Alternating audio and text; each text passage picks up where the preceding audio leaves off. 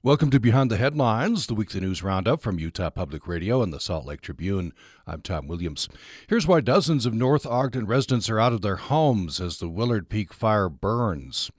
Do the right thing. The Utah Senate president who intervened in a child rape case must resign, a Democratic senator says. A former congressional candidate is appointed to lead Utah's Planned Parenthood as the group goes on offense. And the hottest vibes in SLC. Owners say they want to rebuild after 3 Salt Lake City bars and a restaurant are destroyed in a fire. Joining me today are Salt Lake Tribune politics reporter Robert Gehrke. Robert, thanks for joining us. Hey, good morning, Tom. Good morning. State Watch reporter Emily Anderson-Stern is with us. Thank you. Thanks, Tom. Thank you. And we also have with us emerging news reporter Brock Marchant. Brock, thank you. Hey, thanks for having me. Let's start with you, Brock. I want to talk about some wildfires burning. You've been covering this. In fact, I was driving on I-15 soon after the Willard Peak fire started. That did look dangerously close to homes. And in fact, I think there's been some evacuations there. Yeah, you're exactly right. So this fire started on Thursday. Officials say from a car just in North Ogden. Right above several homes. And so that was a concern pretty early on, and we saw evacuations as early as Thursday afternoon, as this fire quickly grew up to 754 acres. And those evacuations stayed in place overnight through Thursday night. They were expected to initially be lifted on Friday, but then were extended again to last night. Most recent update on this, about 10 hours ago, the evacuation orders were lifted. But yeah, things definitely got pretty close to home for a lot of those residents in North Ogden who saw the fire come right up to their backyard. Is it partially contained? What's the progress? Currently, last update was there was still 0% containment. That doesn't necessarily mean there had been zero progress against it. We're looking for another update this morning to find more about where that containment lies and how many acres it is at. So this was a car, I guess, started on fire? Yeah, that was what officials said, is it was caused by a car. And in saying that and in finding that cause, they warned people, make sure your cars are maintained, make sure you're not parking cars on tall grass or doing things that could start a fire like that. So you talked to some people who kind of faced this danger, right? Had to evacuate or and face this. Yeah, yeah. In North Ogden, the higher homes that were closer to the fire, up on the peak, there were people there who were either getting ready for evacuation or who didn't evacuate, but they saw the fire come right up to their backyard. There was one person I talked to, and she said she was trying to get ready to evacuate with her kids, get everything packed, get a cat out from under a bed. And the fire was burning over a hill that sits beyond her backyard, so she didn't really see the flames. But then one of the challenges firefighters had in fighting this fire was the high winds on Thursday evening. So she remembers that one of those winds picked up, and it did not take long until the fire had come over that hill and was going to her backyard. And she said when she drove away, she thought her home was gone. She thought she was going to lose it. So, coming coming home yesterday, excuse me, it was Wednesday night, when she saw that fire come over the hill. So coming home yesterday and seeing that her house was still standing was, definitely a good experience for her. So the people evacuated are back in their homes, are they? I believe, yes. So the evacuation orders were lifted late last night, about 10 hours ago, according to a post on Facebook from the North Ogden government. Yeah, good news there. You've been covering another fire as well in the Iona Mountains. Tell us about this one. Yeah, so that fire has presented several challenges for firefighters given the rough terrain getting there, as well as beetle kill in the area, which has really acted as a great fuel to kind of fuel the fire, help it grow, as well as humidity levels have made things so they burn very quickly and ignite very easily. So it's been hard to get a lot of containment. The good news is, in a difference from that fire, with the Willard Peak one is there aren't as many, homes in the vicinity. There are concerns with maybe some cabins with a campground nearby and with some other structures. But that one, as of the latest update from officials, remains 0% contained and has grown to just over 4,300 acres. In the story here, you have a link to, I guess, a list of roads and trails closed due to the fire. Yeah, and that's been, that's been changing and updating with this fire, but it's just really things in, the northern area of the Uinta Mountains where officials are trying to keep people out of to try to contain this fire, set up some better fire lines and barriers, and make sure people are safe. I guess one factor you did mention the fuel, right? There's beetles infest trees, they die, and then that's fuel for the fire. Yeah, it's fuel for the fire that's going to burn very readily, and it's also, from what I've heard, it presents a danger to firefighters where you have these standing dead trees. They're going to fall more easily. They're going to be less supported, so it makes it difficult on both of those aspects. Well, Brock Marchant, thanks for telling us about this. Yeah, thank you. We'll bring Brock later in the program, talk about another fire, a fire in Salt Lake City that shut down some bars and a restaurant. The owners say they want to rebuild there in this historic district in Salt Lake City. Let's turn next to Robert Gehrke. So I want to talk first about this case that's received, as you note, your story, some national attention here. You and I talked about this on my Access Utah program. It was last week, I believe. Yeah. When this broke. Remind us of the kind of the particulars of this case. Yeah, I mean, in a nutshell, J. Stewart Adams, the Senate president, one of the most powerful politicians in the state, initiated a change to Utah law that to help an 18-year-old who was facing charges of child rape and child sodomy. That 18-year-old happened to be related to him, and it's raised questions about whether the Senate president abused his power really to get this relative a lighter sentence and avoid jail time. It's sort of taken on a little bit of a life of its own, I guess. There have been some Democrats, Senator Nate Bluin and Democratic Party Chairman Brian King, who've called for him to resign over this.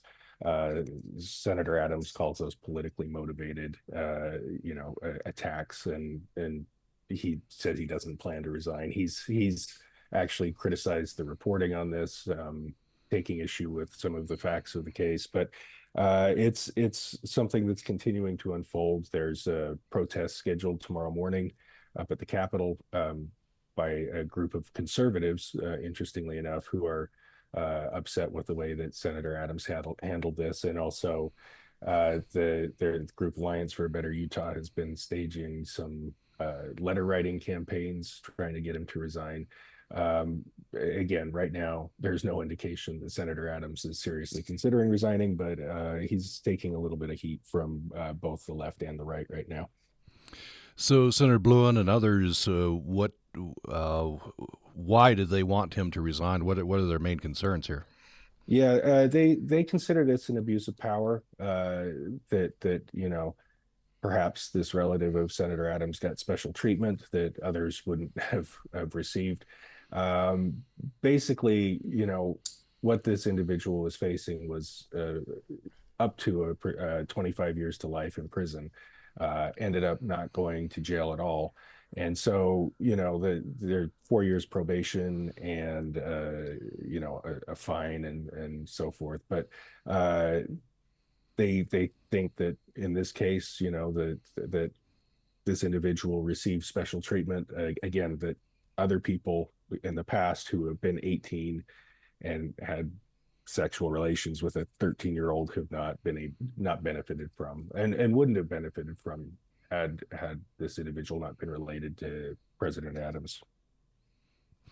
No, there are other states who have all kinds of laws. We talked about this, right? And there's debate and some concern of why are we charging 18-year-olds? What's the big difference between 17 and 18, right? And so there are some reasons why you might want to change the law. What does Senator Adams say in his defense here? Sorry, you cut out a bit there. Oh, does sorry, Senator Adams sorry. say in his- Yeah, what No, does no, what does Senator Adams say about this, particularly this charge that he's, abusing power and that it's special treatment? Yeah, I mean, he points out correctly that this individual pled to a second-degree felony and three misdemeanors, and those are not that's not nothing. There was punishment imposed, and it's relative of his accepted responsibility for the actions.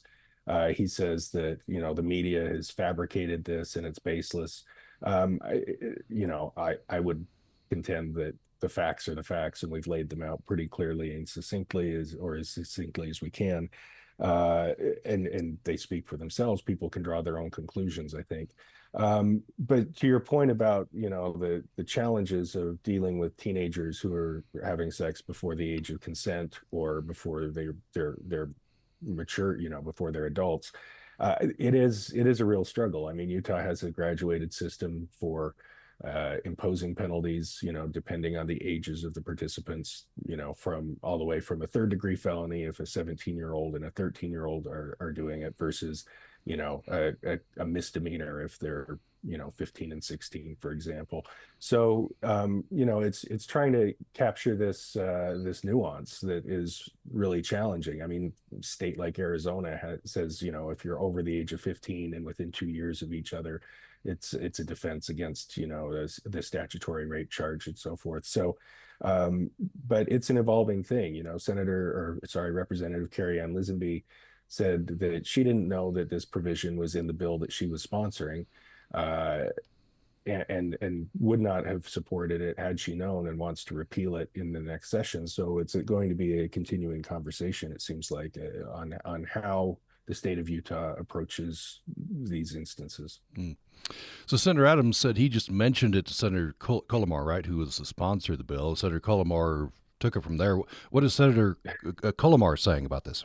Yeah, I mean, I think that from the evidence we have, that seems to be the case, that Senator Adams was not directly pushing for the passage of this bill, but Senator Adams is a powerful person, and mentioning something to somebody can kind of get the ball rolling, and it seems like in this case it certainly did.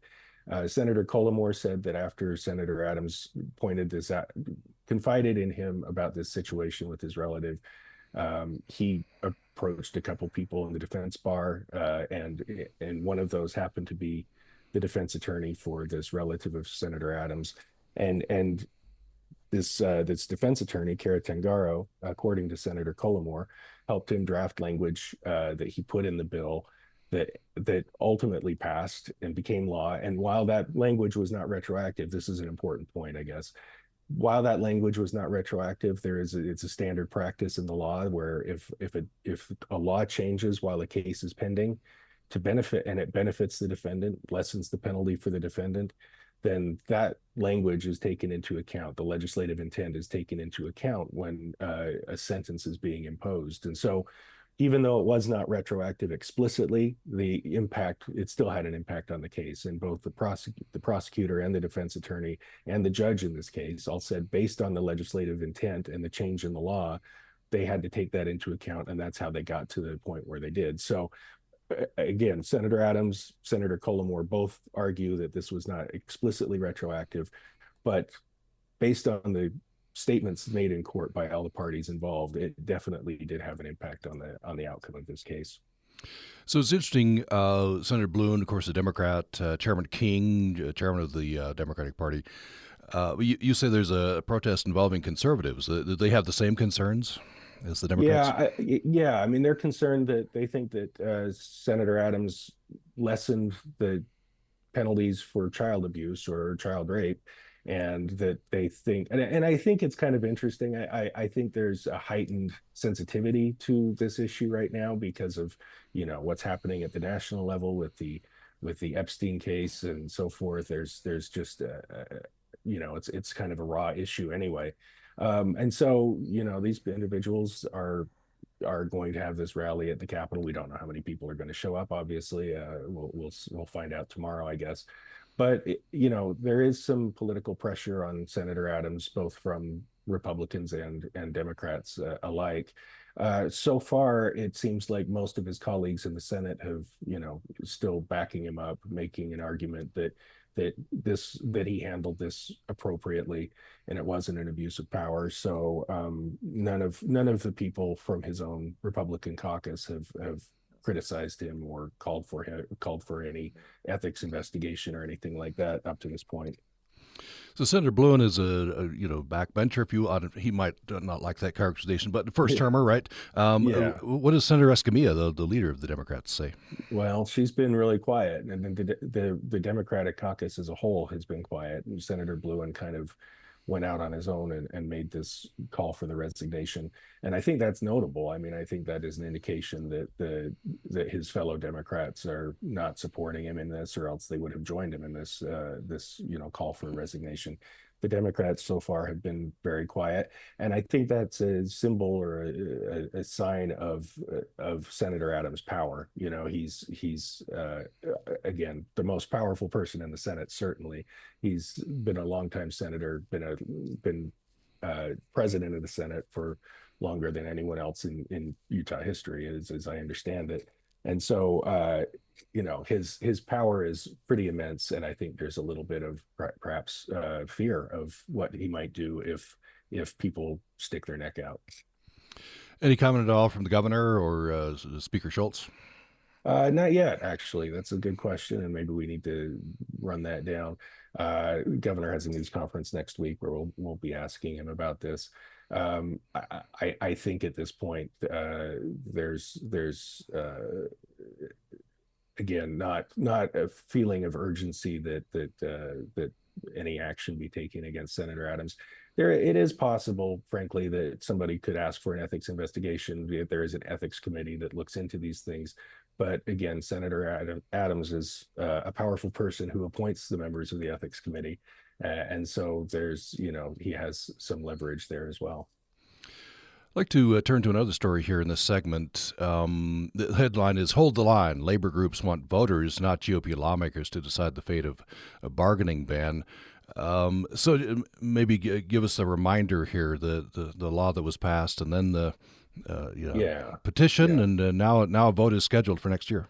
Yeah, the background here is that, as we've talked about on the program before, last session, the Republican legislators passed a bill that bans labor unions, public employee labor unions. We're talking about police, firefighters, teachers, sanitation workers, that sort of thing, from negotiating contracts with their government employers. So, if you're a sanitation employee for Logan, you can't negotiate a contract. The union can't negotiate a contract with Logan City for collective bargaining. So it banned that. The labor unions obviously think this, knocks the legs out from under them, and they went out and gathered signatures to repeal this. They got more than 250,000 valid signatures, the most that's ever been gathered in the state, in just a span of 30 days. And so they put it on the ballot for 2026, a question of whether voters want to repeal that ban on collective bargaining. Until that vote takes place, the bill's on hold. But there have been negotiations, discussions among the Republican sponsor, Jordan Tusher, and the labor unions about whether they should repeal the ban on collective bargaining and replace it with something else. The effect of that would be that it would nullify the petitions, and it would take the repeal referendum off the ballot next year. So these negotiations have been going on for weeks, actually a couple months, and this week the labor groups, Protect Utah Workers, which is this coalition of public employee labor unions, said that no, we don't want a replacement, we don't want to repeal. Well, they would accept a full repeal, but they don't want to repeal and replace this bill. They just want to let voters decide next year. Representative Tusher was not happy with that. He said that he's been trying to negotiate in good faith with them, and he says this shows that they would rather have control over their membership rather than acceptable outcome to this issue. And so he's not happy about it. The labor unions are like, let's go, let's let the voters decide. They feel like they've got a wind at the back. And as it stands right now, we'll see what happens. Representative Tusher says that he's still talking to other employees and other labor organizations, and could still go ahead and do the repeal and replace, or try to do a repeal and replace. If it happens, it's expected that it would happen in an upcoming special session.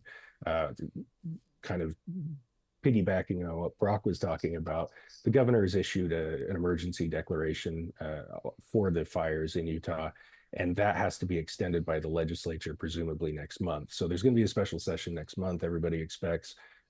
So a repeal and replace of that collective bargaining ban could come up in that special session, or it could come up during the regular session in January. There's obviously some time between now and that election or that vote in November of next year. Well, thanks for telling us about this. Yeah, we'll see what happens. Yep. Robert Gehrke has been with us. Thank you. Yeah, thanks, Tom. We're going to take a break. Coming up after the break, we'll be talking with State Watch reporter Emily Anderson-Stern. Here is the headline: a former congressional candidate is appointed to lead Utah's Planned Parenthood as the group goes on offense. We'll have more on Behind the Headlines following this.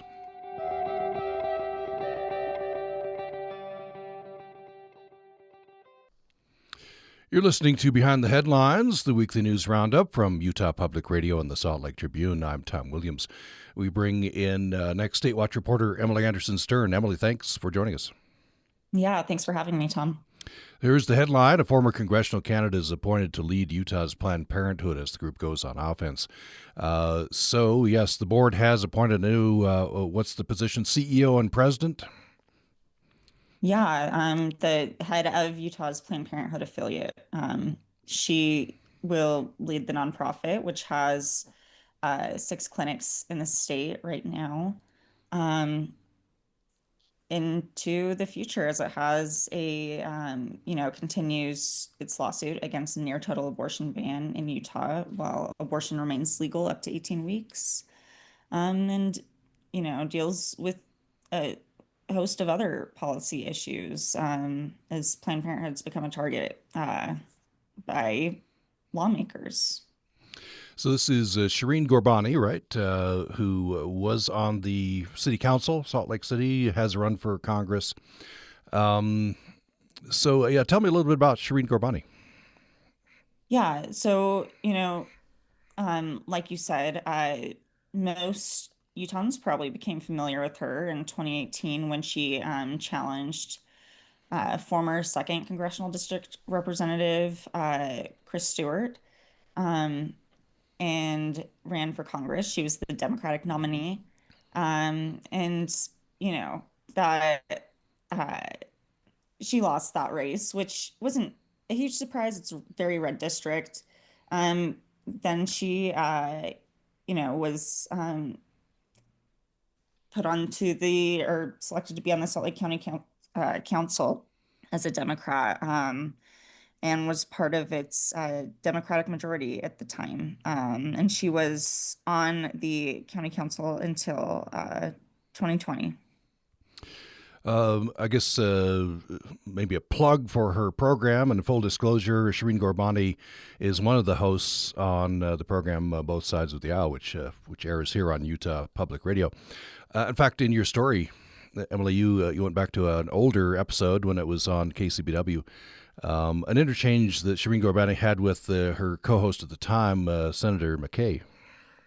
Right. It was right in the middle of the legislative session in 2020, and Senator McKay was, in the middle of trying to get a bill passed, which is now the near total abortion ban. It's blocked in courts, but it took effect in 2022 after the U.S. Supreme Court overturned Roe v. Wade, which protected abortion as a constitutional right. As he was trying to get this bill passed, they were talking about a variety of issues during the legislative session, and Shireen Ghorbani essentially was like, well, I feel like we're not talking about one of the biggest issues this session, which is Senator McKay's bill. And so, she talked about why she opposed it and some of her personal experiences that informed that point of view. She's a sexual assault survivor. She is a mother who also went through a miscarriage. And she talked about how, if Senator McKay's bill were to pass and Roe were to be overturned, as it eventually was, she felt that care for people in those situations would get much more difficult. She, I think, and the board are on the same page, it sounds like, in terms of wanting Planned Parenthood not to be on the defensive, but to be on offense. What are they saying about that? Well, it's certainly a political climate, an unprecedented political climate for Planned Parenthood, in some sense, right? Since Roe v. Wade, which was a decision from the U.S. Supreme Court in the 1970s, Planned Parenthood's been able to provide abortions throughout the country. But because, abortion access has become so tied to Planned Parenthood as an organization in people's minds, it really, under the Trump administration, has become a target of a lot of Republican policies. The Trump administration froze Title X funds, and Title X funds are, funds to help pay for reproductive health care for Americans. And a lot of that, does not include abortions. It's never included abortions. It includes birth control, STI testing, and the Trump administration froze that funding to a number of grantees around the country, and the majority of those grantees were Planned Parenthood affiliates.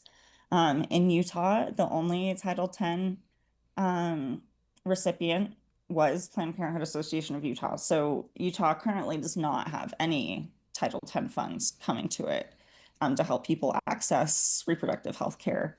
They're in the so-called One Big Beautiful Bill Act that was recently passed. Congress took aim at Planned Parenthood again, working to try to essentially, what they were saying, defund it by limiting Medicaid patients from going there to receive care and having their care covered. That's something that federal judge has partially blocked indefinitely after, Planned Parenthood Association of Utah joined a lawsuit as a plaintiff against that measure. But, you even see in the Utah legislature that Planned Parenthood specifically will be targeted on different issues. For example, school districts will work with outside entities throughout the state to help provide parts of the sex education curriculum. And in a number of districts throughout the state, Planned Parenthood Association of Utah was helping give some of that instruction to educate people about reproductive health care as they were learning about, as they were doing the sex ed curriculum. And the legislature this last session recently passed a law that specifically barred Planned Parenthood from providing that education. And so, it's become a pattern where Planned Parenthood has repeatedly been the target of legislation, and so they're increasingly in the political arena. And so, it's something that that the board was looking for, someone who could deliver their message about the importance of access to reproductive care from their perspective, and deliver it in, a time when a political arena, a time when, conversations about the future of Planned Parenthood is are increasingly happening in the political sphere in, at state capitals, at the U.S. Capitol. What does Shireen Gurbani, what she want her message to be? I guess the central plank of that message. What is she saying? Essentially that she does not believe that healthcare should be political, and that healthcare decisions should be being made by politicians. She has, from her perspective, with some of the decisions that have come down in this space, she says it's led to a lot of harm. And, there has been a number of cases documented in states with near total abortion bans in which, it's resulted in women not being able to access life-saving care. And so, she essentially said, well, I'll quote her here, "People have to understand what happens when politicians use people's healthcare for political gain." And so that's pretty central to her message, right? When she ran for Congress in 2018, she ran on a platform of healthcare access. So it's always been central to her, mission as she's pursued different career paths in the state. It's healthcare access, and that's what she sees as her is the most important thing for her to push for in this position. Well, thanks for telling us about this. Appreciate it. I'd like to move on briefly to another story in this segment. Here's the headline: Utah's Senator Mike Lee is long fixated on exerting power over Washington, D.C. Now Trump is realizing it. So, of course, President Trump has announced he's evoking emergency powers, militarizing law enforcement in the nation's capital.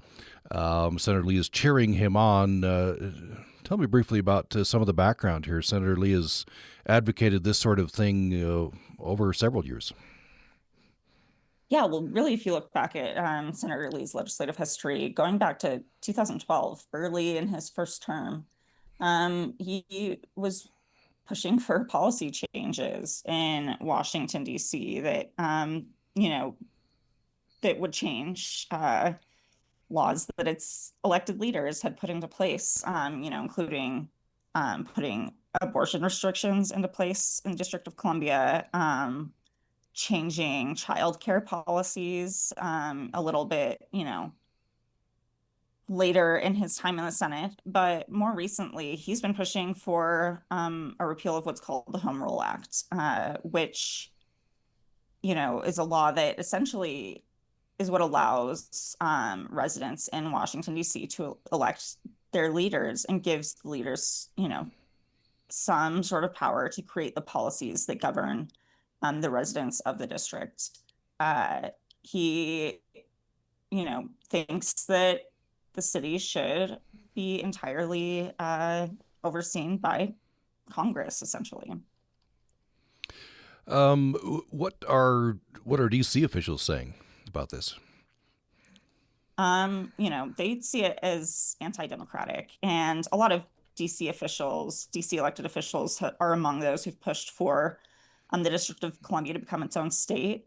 The District of Columbia, the residents there, over 700,000, and they don't have any congressional representation. And I will note that Congress already does have quite a bit of power over what happens with policies in DC.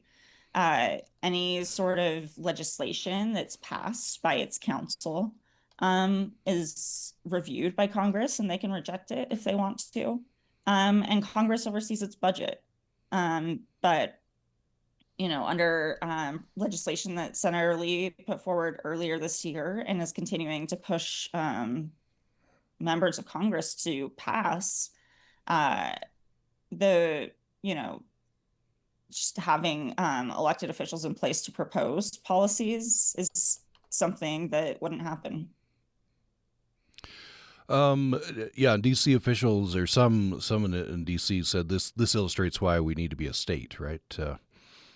Right, their mayor Muriel Bowser, who actually Senator Lee named his legislation after. He called it the Bowser Act. It's an acronym for bringing oversight to Washington and safety to every resident. And I will note that as he has repeatedly on his social media talked about DC being extremely unsafe, and President Trump has, and federalizing law enforcement there, militarizing it, and essentially, painting it as a crime-ridden dystopia.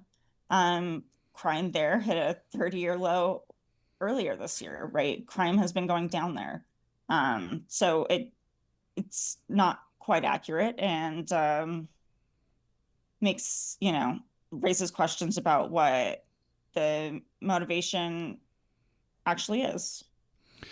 I will say regarding potential statehood, 700,000 people in D.C., I think, which is more than Vermont, more than Wyoming, about the same as Alaska. So to give you, even though comparatively very small area geographically, population of, similar to other states. Right. And, the it's more than three times the size of Salt Lake City, as as Senator Lee's talking about potentially taking residents' ability to elect their own officials. Lemon Anderson Stern, thanks for telling us about this. Thanks, Tom. Let's head toward another break. You're listening to Behind the Headlines, the weekly news roundup from Utah Public Radio and the Salt Lake Tribune. Here's the headline following the break. Hottest vibes in SLC. Owners say they want to rebuild after 3 Salt Lake City bars and a restaurant are destroyed in a fire. We'll talk with emerging news reporter Brock Marchant following this break.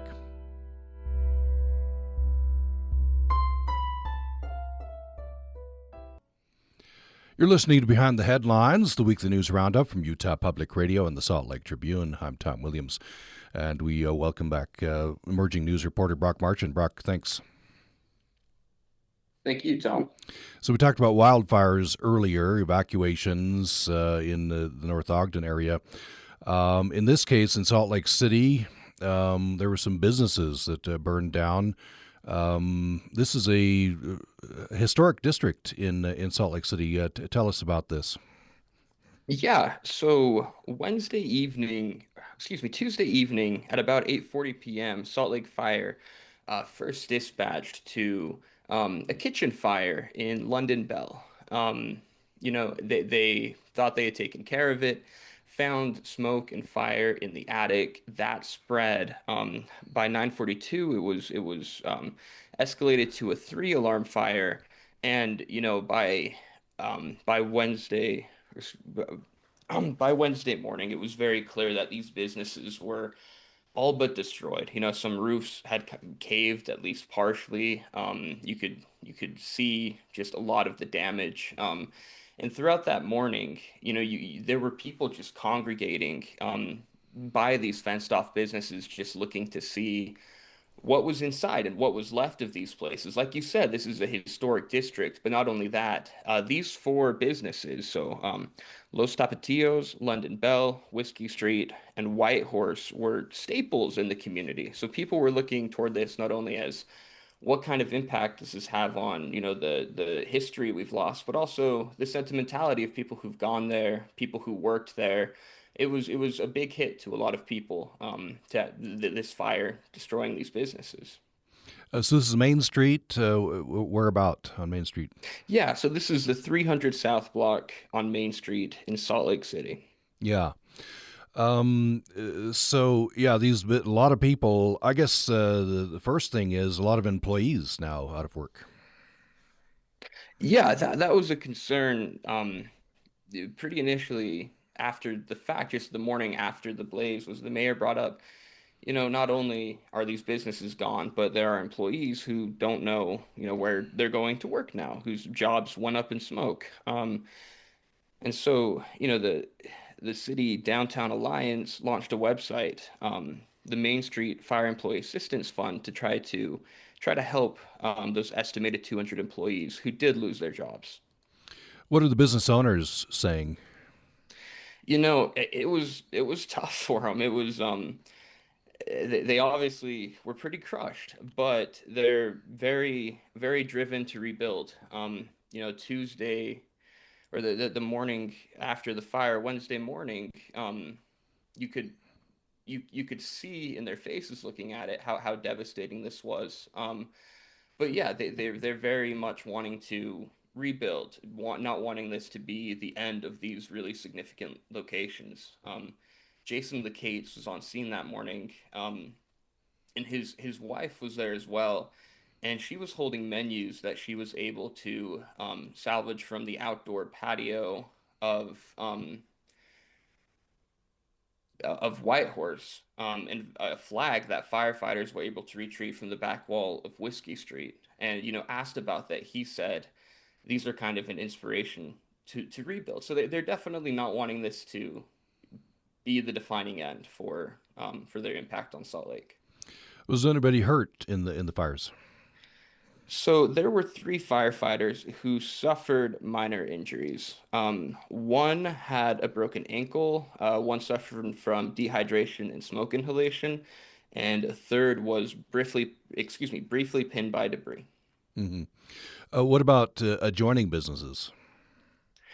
So adjoining businesses, there was a Salt Lake counselor who later on mentioned a fifth business that had been injured but didn't really specify, or not injured, but damaged, but didn't really specify which business or the extent of the damage. Several nearby businesses, they were able to reopen shortly after. A used bookstore right next to the bars and restaurants that were pretty destroyed was able to open its doors later that day. So a lot of nearby businesses definitely felt remorse for their neighboring businesses, but are pretty okay. I'm trying to find this here. There's a quote from Gastronomic SLC talking about what these businesses meant to this area. Yeah, that quote came from Stuart Melling, the founder and chief writer for Gastronomic MLC. And he said, I'm certain there are thousands like me that have been brought endless joy by this small strip of the city, not least the cast of wonderful servers, bartenders, and chefs who made the central area the city's #1 destination. So the owners say they're going to rebuild. I guess it's probably going to take some time. And the city says they're going to try to take care of the workers in the meantime, I guess, for a little while. Yeah, there've definitely been those fundraising efforts. And the Downtown Alliance did say in a statement that the property owners shared that they do intend to rebuild. Again, these are very culturally and historically impactful businesses. This is on Whiskey Street, an area that was termed Whiskey Street by Brigham Young because it was, a place where people would get alcohol or other vices early in Salt Lake City's history. So it's been a long-standing area where people have kind of congregated and socialized and just generally hung out. So yeah, it's definitely a place where these business owners want to rebuild, and where the city said they want to see these same businesses come back and be revitalized even after this fire. Well, thanks for telling us about this. We have a couple minutes here. I want to talk about a story just published today. This is some resolution of a famous case. A man named Nicholas Rossi. He's been convicted. Tell me why he's famous. Yeah, so he is famous largely because some of the facts surrounding the case. So he was convicted and a verdict found him guilty of rape just this week.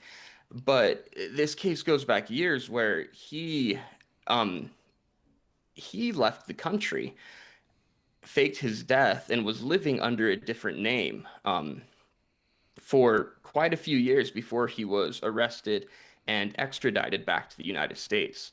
And these factors surrounding this case have definitely garnered that interest internationally as to who he was in Utah, kind of how he went through that name change and ended up back in a Utah court receiving, that guilty decision from a jury. So, process of extradition. The trial has now happened. What sentence does he face now, potentially? So he's going to be sentenced later on in October. He's facing, 5 years to life in prison from this. And as well as this case, next month he's facing similar charges in Utah County. So that's going to have to carry through as well. But yeah, so that the current sentencing though that he does face will be given on October 20th. Mm-hmm. What is his? I think he didn't say anything at the trial, right? What does his defense attorney say about this? No, he chose not to speak, following the advice of his defense attorney during the trial. His defense attorney questioned, in this case, why the victim didn't bring up the allegations until years after the alleged crime took place. And the defense attorney really tried to convince the jury that it was a hole in the state's argument that the state could not show that Rossi lived in the home where the alleged crime took place when it took place. The prosecutors, in trying to answer that, showed there were several ways where he could have had that home at that time. Mm-hmm. The jurors obviously sided with the prosecution. He's been convicted and faces more charges in Utah County. Thanks for telling us about this. Yeah, thank you. That's emerging news reporter Brock Marchant. Well, it's time for our underplayed stories of the week. We'll start with politics reporter Robert Gehrke. Robert, what's your underplayed story of the week? Well, he just talked about the Nicholas Rossi one. That was going to be mine. That's such a fascinating story. But I will highlight another story that Jessica Schriefels did. Utah is debating, I guess. Attorneys for Ralph Menzies are trying to spare his life. He's sentenced to die next month by firing squad for the murder of Maureen Hunsaker in 1986. They argue that he's 67. He suffers from dementia, and it would be inhumane to execute somebody who's suffering from dementia like he is. They filed a new motion in court this week asking the parole board to commute the sentence and let him die in prison of natural causes. And so we'll watch how that one plays out. Should have some answers within the next few weeks, it seems like. All right. You can find that at sltrib.com along with all the stories we've been talking about. Emily Anderson-Stern, what's your underplayed story?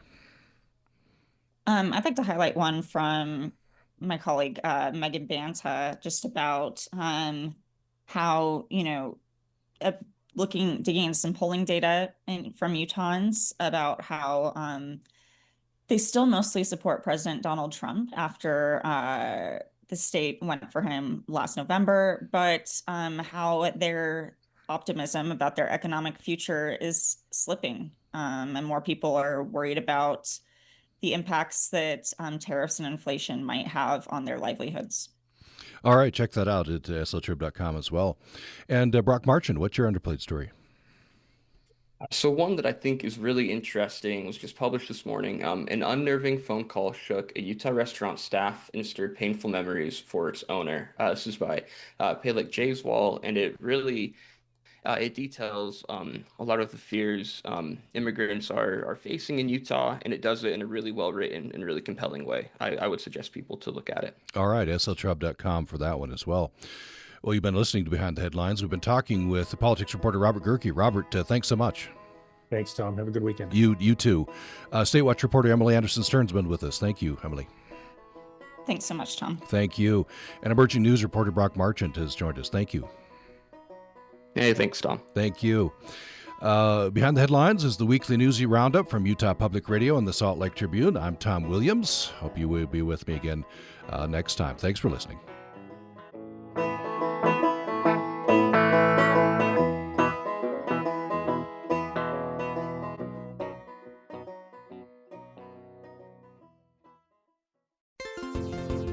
Ask an expert, gardening tips for late summer splendor. The heat is on, and yards and gardens are trying to survive the recent high temperatures. Consider these tips from the USU Extension Gardener's Almanac to help your garden succeed.